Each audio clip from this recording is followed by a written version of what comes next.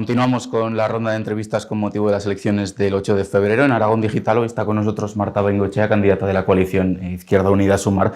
Marta Bengoechea, bienvenida. Muchísimas gracias. Vamos a arrancar esta entrevista con la misma pregunta que le trasladamos a todos los candidatos, y es con qué expectativas encara esta campaña electoral. Pues nosotras tenemos todas las expectativas. Nosotras nos presentamos para salir y gobernar y cambiar Aragón y darle una vuelta por la izquierda. Y también con la necesidad que creemos de que el electorado que es de izquierda, el espectro progresista, se movilice, salga a votar por sus derechos, porque estamos en un momento de riesgo de involución democrática real. Luego le preguntaré por esa movilización del electorado, pero primero es usted una de las candidatas nuevas. ¿Cómo ha afrontado estos meses, ¿no? Porque se da la circunstancia que también ha sustituido a Álvaro Sanz después de 9 años, si no recuerdo mal, al Frente Izquierda Unida. Sí, ha sido todo muy acelerado. Hemos tenido un proceso de asamblea que ha sido, la verdad, que muy bonito. Yo estoy muy contenta de ese proceso. Y bueno, el día 29 de noviembre fue la asamblea y poquitos días después o pocas semanas fue el adelanto electoral. Entonces, bueno, nosotras siempre estamos en la trinchera que toca y en el momento que toca, así que con muchísimas ganas y con mucha ilusión. ¿Cree que Izquierda Unida en Aragón, por esta coincidencia de tiempos, ¿no?, de toda la reforma interna, digamos, después del cambio de coordinador autonómico y el adelanto electoral, cree que Izquierda Unida llega, digamos, con los deberes hechos a las elecciones?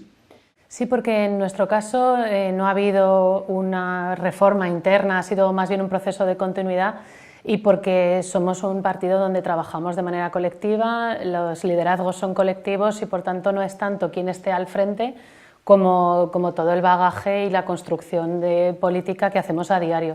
Por lo tanto, este adelanto electoral pues, ha sido acelerado, pero nosotras estamos movilizadas siempre, digamos, ¿no?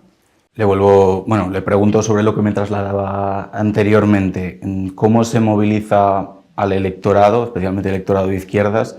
Y además venimos del precedente de Extremadura, que al separarse las municipales pues fueron unas elecciones con menos participación de lo normal. Pues nosotros vamos a hacer lo posible, estamos muy volcadas en eso, en recuperar a la gente de ese hastío, de esa frustración que lleva arrastrando. Para eso hace falta tener una propuesta encima de la mesa muy potente, muy nítidamente de izquierdas, para recuperar derechos, pero además para ampliarlos y para hacer frente a esa nube negra que se nos viene encima con una posible reedición de un gobierno de derechas con más posibilidad de esos discursos de odio de la extrema derecha y demás. Entonces sí que creemos que es un momento importante como para que la gente vuelva a salir a la calle y vuelva a votar. Estas elecciones en el marco de la izquierda vienen marcadas por las negociaciones sin éxito para una candidatura, llamémosla candidatura conjunta, candidatura amplia.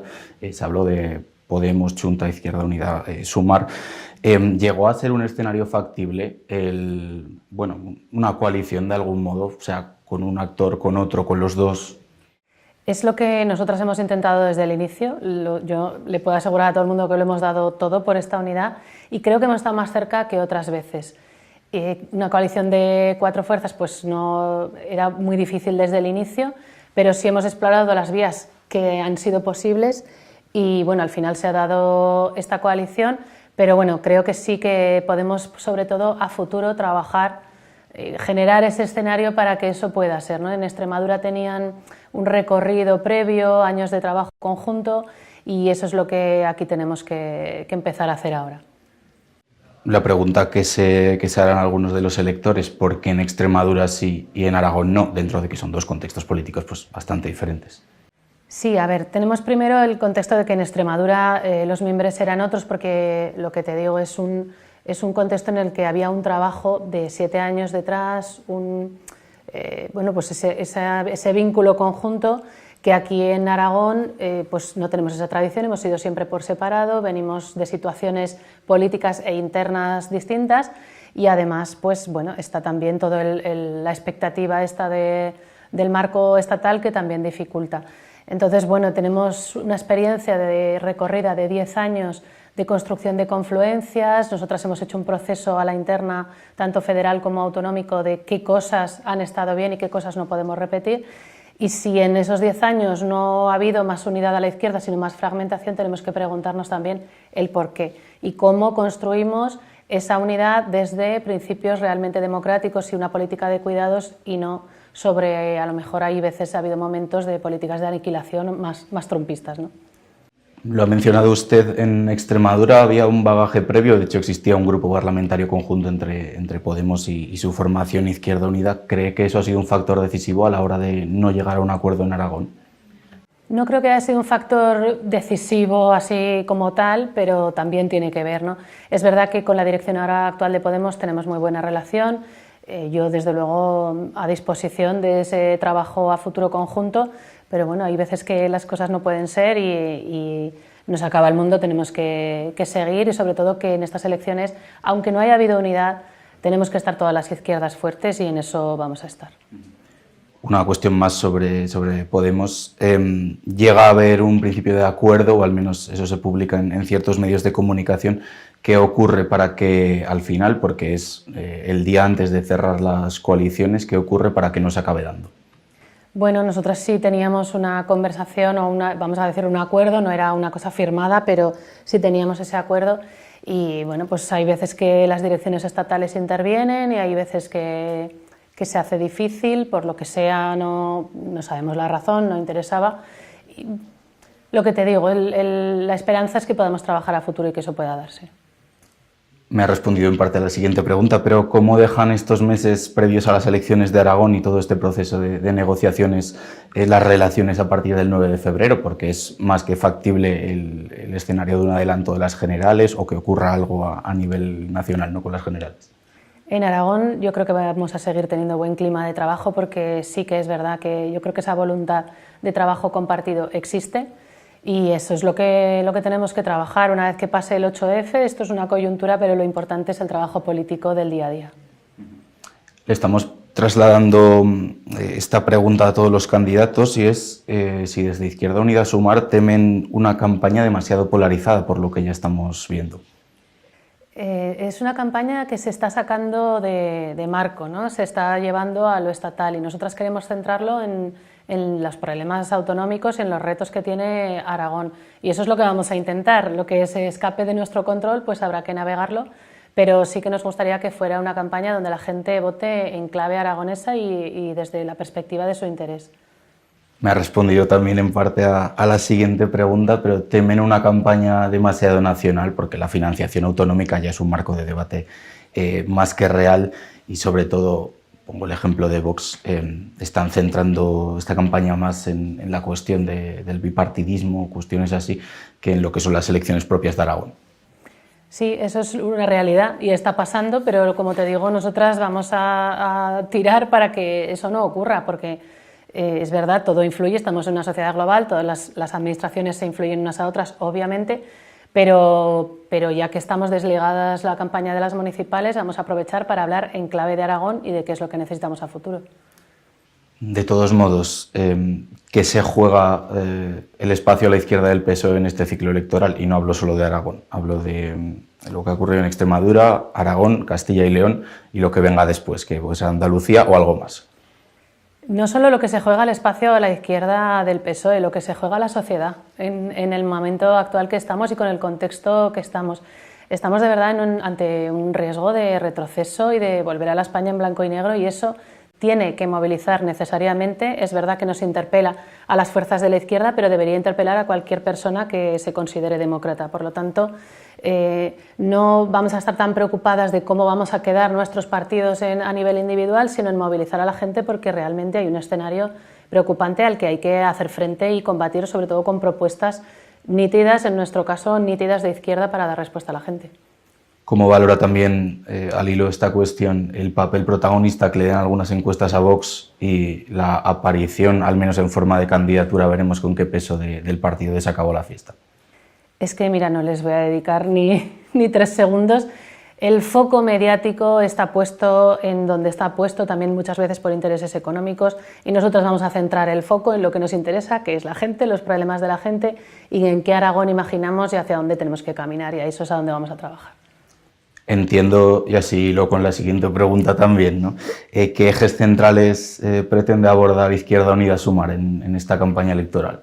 Nosotras nos centramos como en 3 bloques, ¿no? Está el reto del Aragón privatizador de servicios públicos, el retroceso en la transferencia directa de dinero público al negocio privado a través de la salud, la educación o la dependencia, por citar algunos, pero también está la parte de expolio del territorio, el cómo ese desgobierno y esa correa de transmisión de los intereses de las multinacionales está aterrizando y ocupando un territorio que nos está restando oportunidades para una economía real, y la parte de retroceso en valores y principios democráticos, ese sometimiento a los discursos de odio y de exclusión, que hay que combatir también con propuestas de una sociedad basada en lo común, inclusiva, solidaria, de cooperación y sobre todo de paz.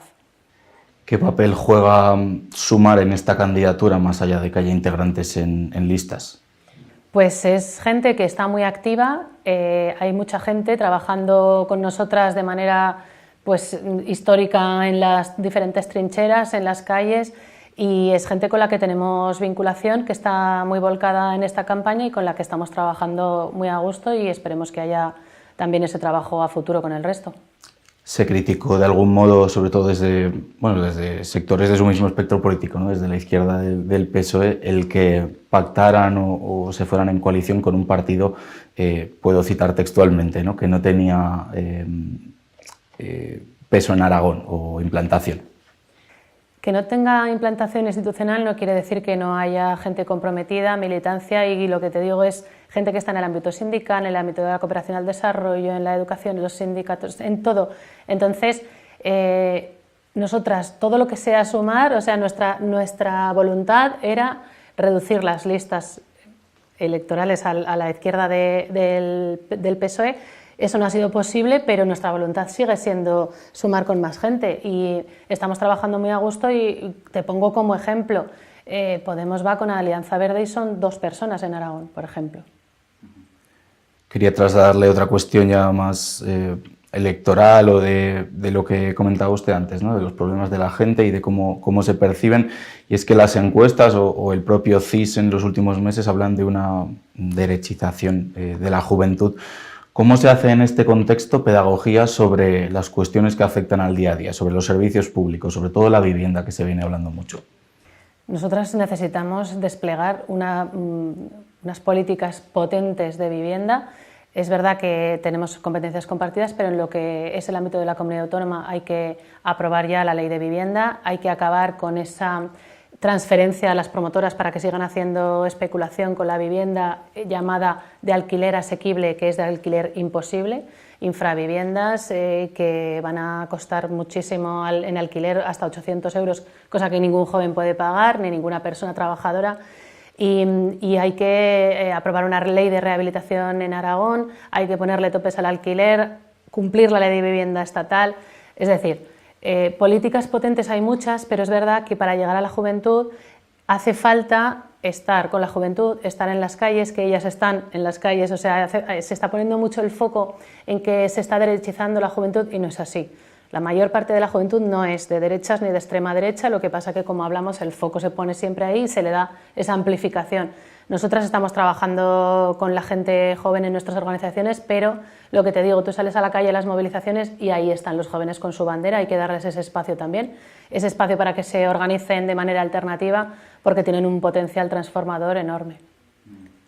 De la cuestión de la vivienda otra vez, ustedes iba a decir 4 años, han sido 2 y 4 meses de legislatura en las Cortes con Álvaro Sanz, han sido especialmente críticos con la política que ha venido promoviendo el Gobierno de Aragón.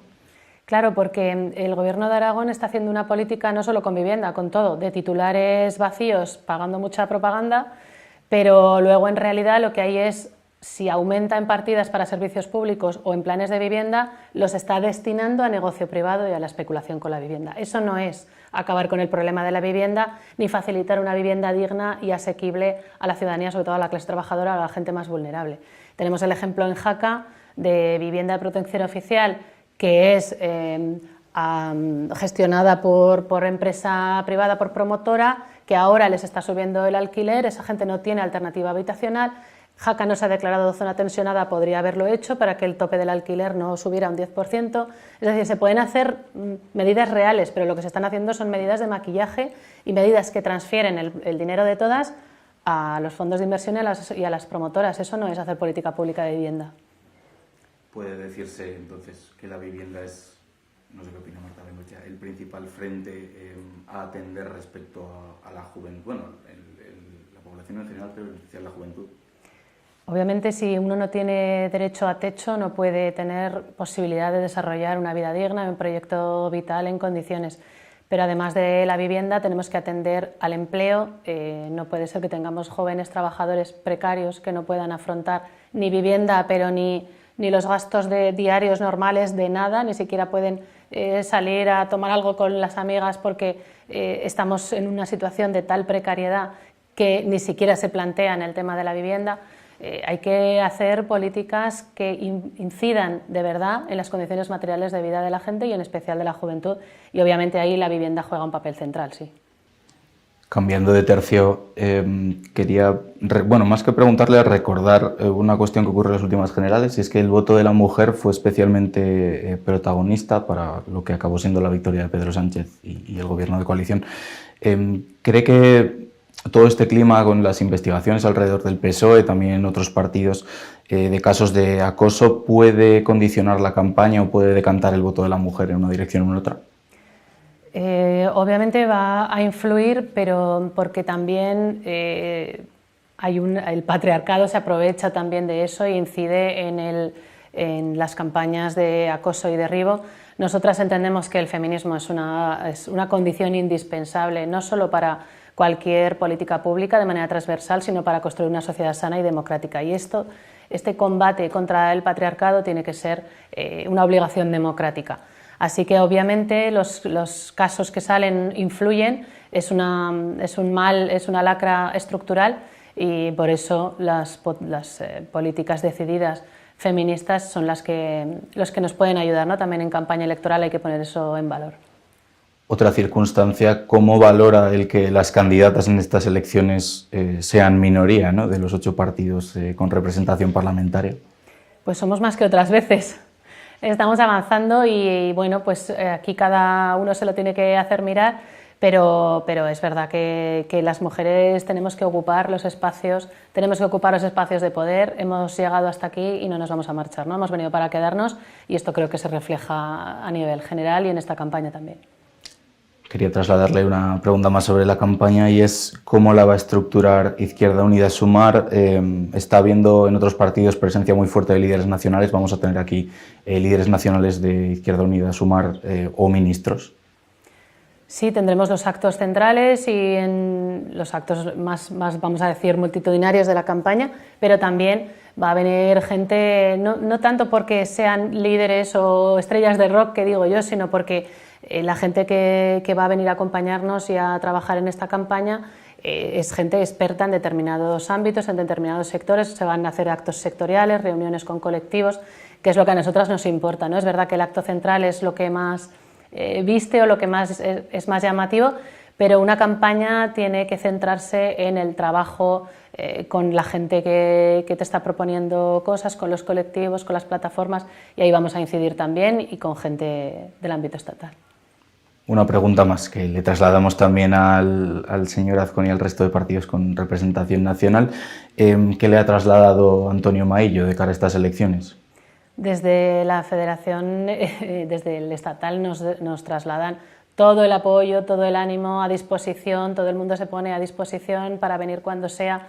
Nosotras tenemos ahora mismo pues una organización muy cohesionada, muy estructurada, y vamos todos a una, ¿no? Entonces, pues sí, ahí estamos, en buen clima.